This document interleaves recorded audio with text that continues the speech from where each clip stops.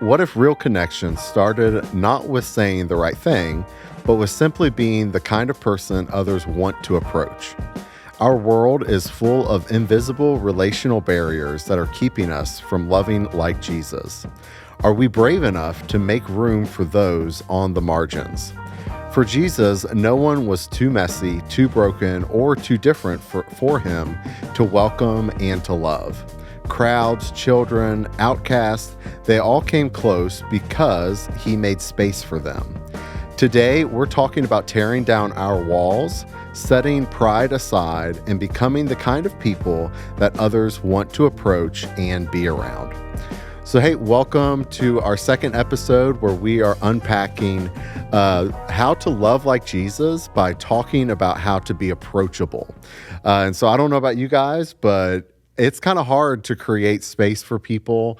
Our agendas are what they are. We're stuck in our phones. We're stuck in our head about whatever.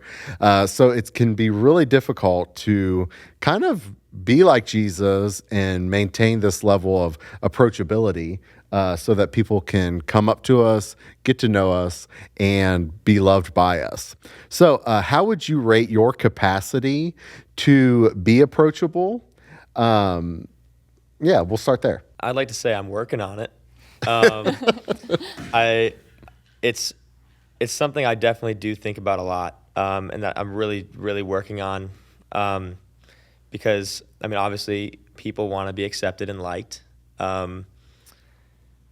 including me. So I, will try and stay with the group of friends that I think, will I guess be popular, you know what I mean? That'll give me the best social standing, which is kind of silly saying it out loud, but it's what we all think. And so I'm really trying to get better at breaking that kind of thing in my mind, that kind of unconscious decision to try and go towards the I guess more popular group, the more accepted group, and go to the people that I guess are more alone. Definitely something I'm working on. I'll say that much. Thank you for being honest. Yeah. Yeah. Same. I'm in the same boat. I mean, it's really hard to just allow people to interrupt you. Sometimes you don't want certain people to approach you. So, that's always like you kind of want to keep people at a distance.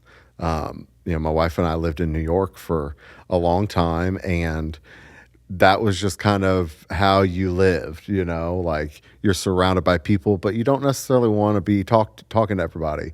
You don't really want everyone to be talking to you. So yeah, I think I'm in the same boat with you of like, how do I actually do that so that I can become more like Jesus and love people? If you can't even do that if you're not even giving them space. Mm-hmm. What about you guys? One story I think about with like approachability, it talked in the book about like having a smile, and I think like body language is a part of that. But I think also making intentional choices to like indirectly invite someone in.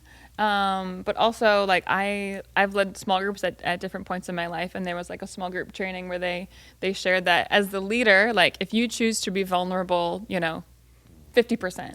The members in your group are going to be vulnerable, like I think it was like up to half, or you know what I mean? Like you kind of have to like lead that. Like if you want the people to share like how they're really feeling or how they're really doing, it's like you have to share yourself beyond what you're expecting people in your group to be willing to share. So not only is it like kind of small things like a smile or body language, but like you have to choose to like let yourself like be approached and like open up that space for them, which takes like intention. So I think it's not only by like strangers, but also by like people and it doesn't even, doesn't limit itself to like a small group, but even just like if you're making friends or meeting coworkers, like, having little niceties in the hallway is only going to get you so far. But choosing to like share more openly about, how you're feeling, how you're doing, what you're experiencing, if you want to have that shared connection of letting someone in. Yeah, I feel the body language thing. I tend to have not a very good resting face. I have a little bit of a scowl. So like trying to be very conscious of the fact of like, smile, making myself a little bit more presentable.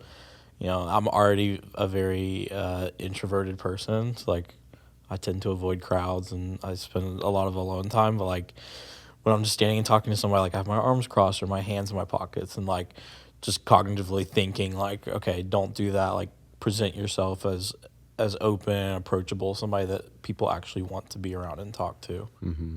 Have you guys ever like ran into someone or know someone that it's like just being approachable was just like effortless? Like you felt that you just could naturally approach them like no problem. Have you ever ran into someone like that? Know someone like that? If so, like what was it that drew you to them? There was this kid at one of my friend's graduation parties, and it was my friend's friend. So I had no clue who it was. And when I tell you this guy acted like I had known him for years, it was like the craziest thing. Like my friend introduced me to him, and me and this guy just started talking. He started asking me questions, talking to me. I think in this book it talks about curiosity. This guy was like so curious about me, and that just like changed everything. Like I felt like I knew him for so long, and he felt the most like the most approachable guy in the world, and I just met him like 10 minutes ago. And I think that is just when you said like approachable guy, that's the first person that comes to my head, because he was just so friendly and so curious about who I was, and that just changed everything. That just made such a big difference to me. I don't maybe have a specific example, but I can think about people that I've met who like just kind of radiate this warmth about them. And I think there is an element of that curiosity where they're like interested in getting to know you, and they like make eye contact, and they're facing you, and they're looking towards you, and they're asking you questions, and like it takes intention on their part. It's not just like, oh, hey, nice to meet you. But it's like choosing to do a little bit extra, just to like notice them and feel connected to them. And so like being on the receiving end of that, it's like, yeah, you do feel welcomed, because you feel like you're noticed and you're, a part of that party or that event or that meeting or, whatever it is. So I think the curiosity and the intention behind that, like goes a long way.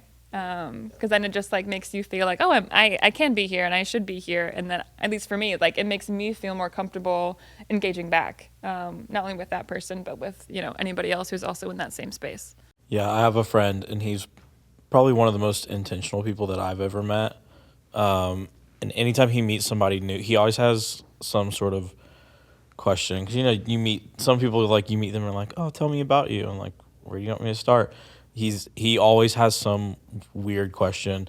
And for like a season, he'll use that question. So right now his question is, what's the biggest animal that you could take one-on-one? That's awesome. But it's funny, and it lets people let their guard down, and like they actually start to think about it, and then they give the answers like, okay, why that animal? And like kind of like 10 minutes later, like your friend, like feel like I've known this guy for forever, but it lets this barrier down, like, okay, it's just another human being. I can actually talk to this person, and I don't have to like dig into my memories of like, oh, let me talk about myself. It invites, I don't know, it like makes it easier for you to talk about yourself, if that makes sense. It's very intentional to allow someone to open up instead of forcing them to, if that makes sense. So Maddie, you talked about like whenever you ran into someone that was approachable, you kind of just naturally felt more welcomed. And you talked about like being seen by that like dude at the party that was a stranger, really. Why do you think that, like, are people looking for that in their lives? Like they want to feel welcome, they want to kind of belong. Are people really looking for that? Do you look for that? I would think, yeah. Like, doesn't everyone want to feel like they belong somewhere? And like, whether it's a family unit or a church group or a sports team, like, I think we as people kind of create these opportunities throughout every season of our life to be a part of something that's more than just ourselves.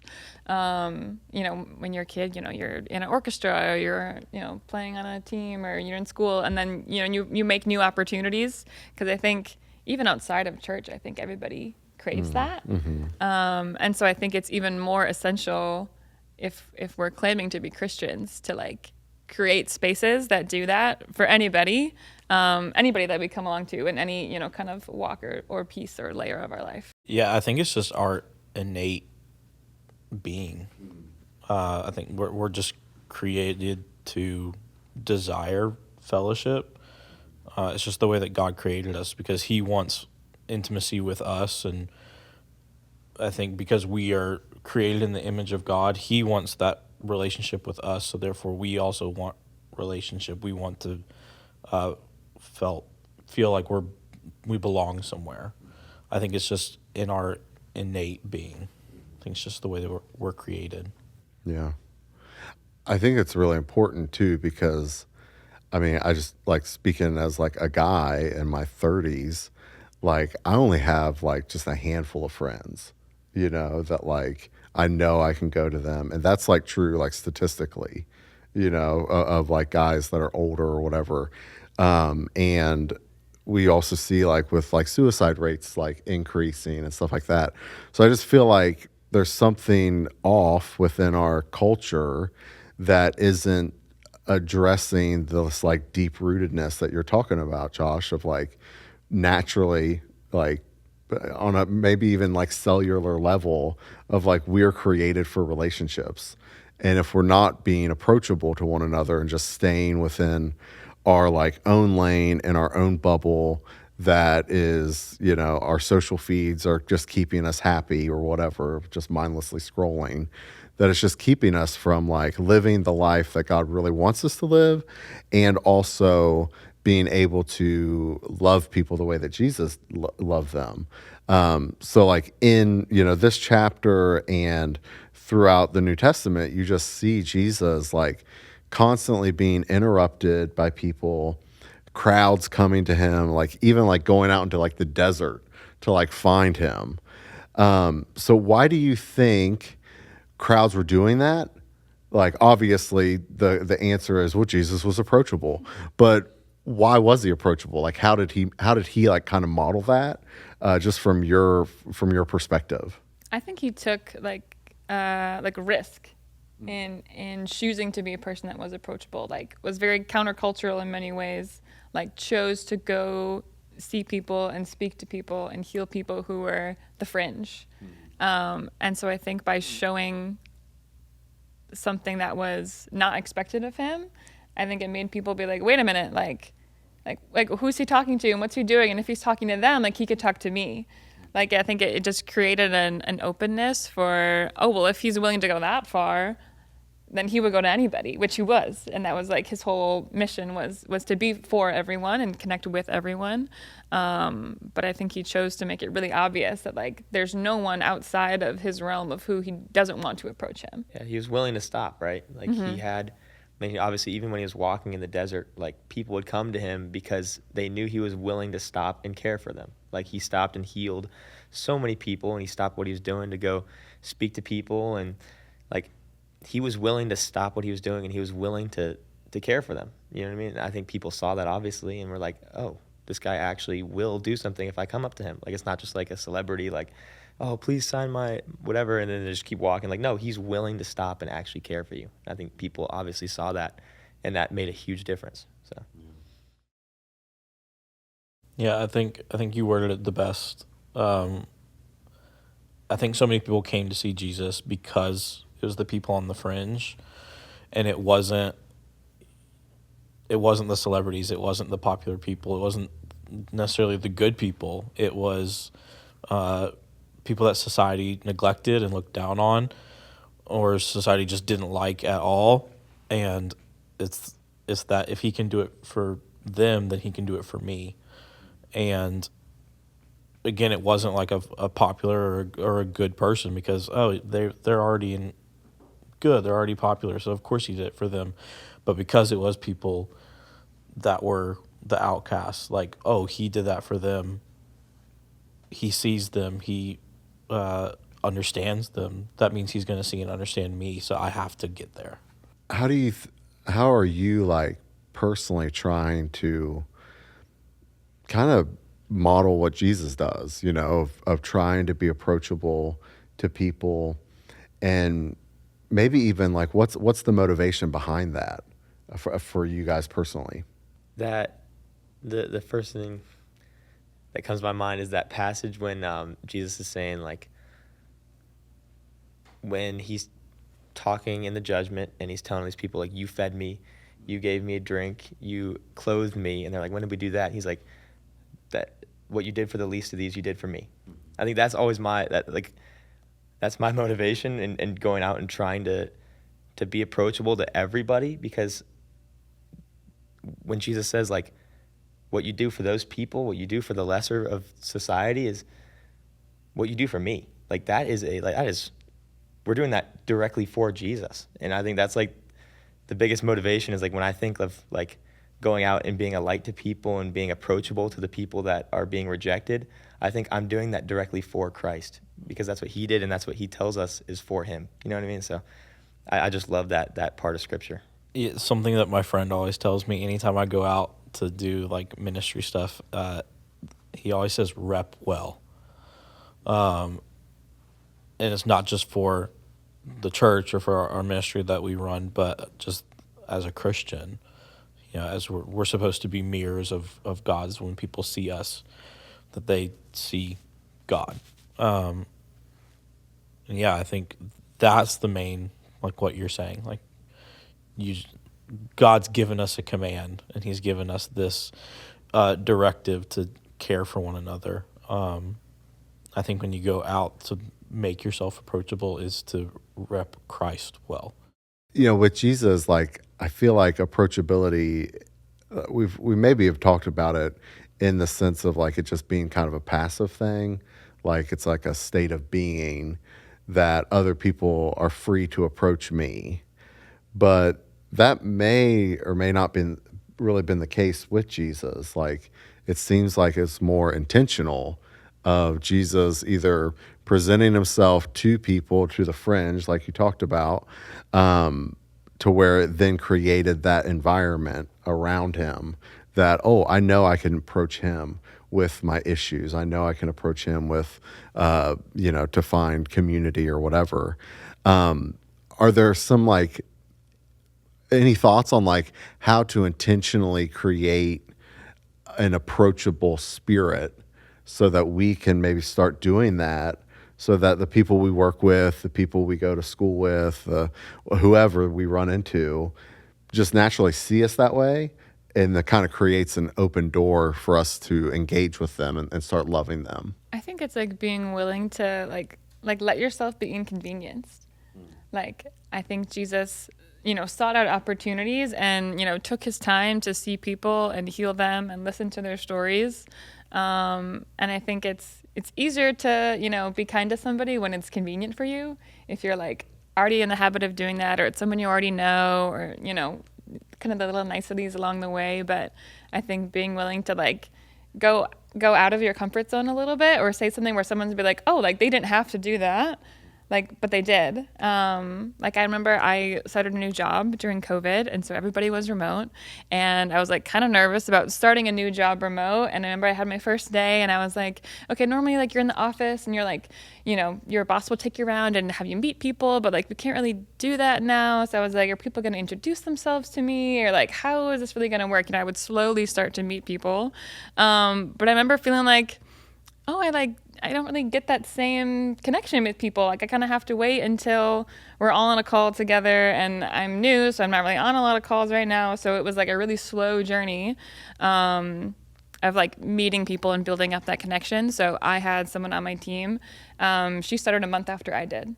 And so even in that 1 month of being new, I was like, on her first day, I'm going to send her a message and tell her welcome to the team, and I'm really glad she's here, and let her know I started new and I know what it feels like, and to come to me if she has a question about how to get logged into things, because there's so many, logins and programs and whatever you have to do. Because I was like, I remember that sucked, and everyone was super nice who I met, but I was like, I'm going to kind of go out of my comfort zone and be she might be who's this girl on my team who's sending me this long message on my first day, but it's I want to make sure that she doesn't feel the way that I felt.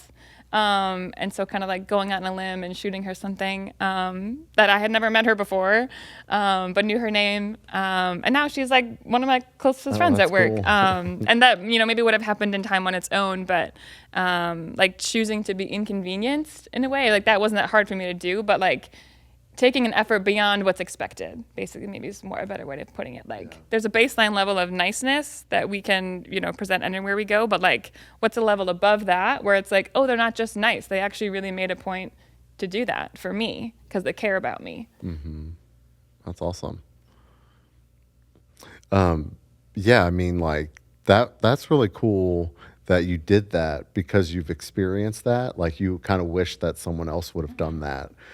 So I mean, in the past episode that we talked about being mindful, like you're being mindful of your now work friend, and then being approachable by reaching out to them.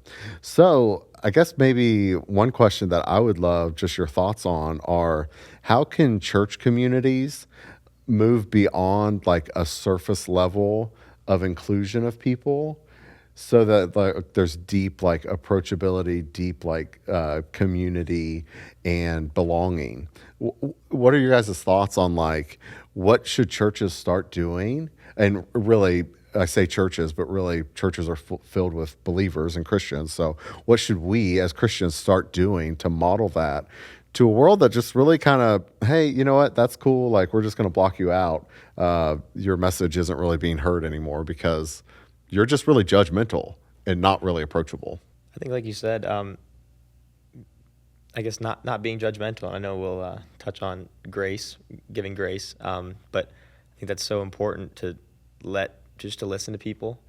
And I think there's another like curiosity aspect. Like the people walking in the door, be curious about their lives. Don't just like see them, say hey, and walk away. Like actually, take some time, go the extra step, go the extra mile to get to know them a little bit.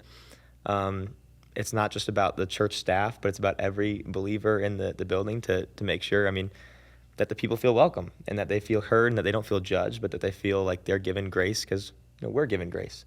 So I think, like you said, just being, curious about people and being graceful and not judgmental towards people that walk in the door. I like what you said about grace. It makes me, grace and curiosity, it makes me think of, have you ever seen Ted Lasso? Yeah. Makes me think of the scene where he's throwing darts, and a phrase that he says is, he was talking about childhood bullies and how they bullied him because they weren't curious. And if they were curious, then they would ask questions to then know the story. And I think a lot of times we just see people and we have no curiosity.